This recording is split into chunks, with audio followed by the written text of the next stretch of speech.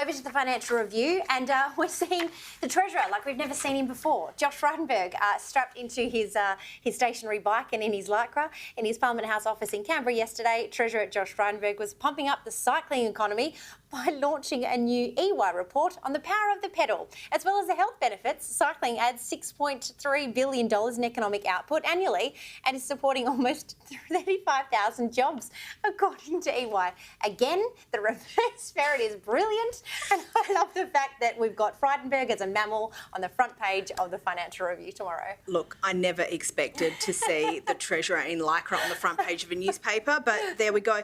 And look, I have got Lyrca family, Lyrca bandits we call them, and it's not unusual for them to have 50 grand worth of bikes in their back room. So it doesn't surprise me that they contribute 6.3 billion to the economy. And I also love the fact that they support 35,000 jobs. They also piss off 36,000 people. Yeah, every correct. day. Particularly ones trying to cross the pedestrian crossings in the city, late afternoon. 100%.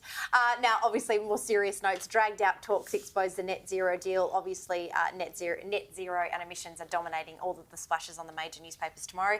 Phil Curry's report said that Nationals leader Barnaby Joyce will hand Scott Morrison his party's demands over the net zero climate policy by the end of the week, including keeping alive the option of a new coal-fired power station as momentum builds for a deal. Though country Liberals support net zero by 2050, the outright opposition is limited to a handful of Nationals. Key Nationals and Liberals warn that any deal needs to be settled sooner rather than later. I guess we've got a 2-week sitting week happening in Canberra right now, so we have 2 weeks maybe, but that's, I guess, edging closer to when you have to board your flight to Glasgow. Dean Smith apparently is going, no idea why, but anyway. In terms of where you think that this will fall in terms of demand, what do you think the Nats are going to get? Do you think they're going to just hark back to, we saved Queensland for you in 2019, this is what you need to do for us?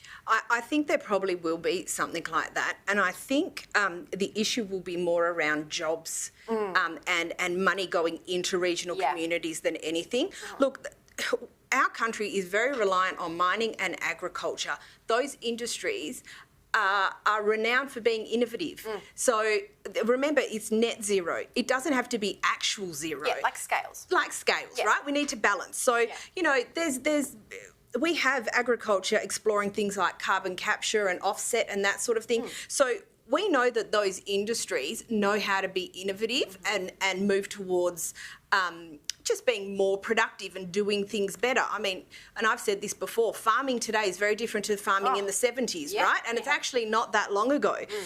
So I think as far as the industry goes, they will probably be in a position to help themselves. Where I think the Nats will be most concerned is around those regional communities, making sure that the jobs are there, making sure that there's, money going through those communities. Because obviously they're the people who vote. Yeah. The big companies don't vote. Yeah, exactly. I mean, yes, exactly. The one thing that I just keep screaming at newspapers and television screens whenever you see this argument, it's kind of like, why don't you just pitch for a national royalties for regions? Yeah. But I guess we'll just let them get to that point on their own because they're big boys and girls. They are, but I think that's where they'll focus. Yeah, indeed.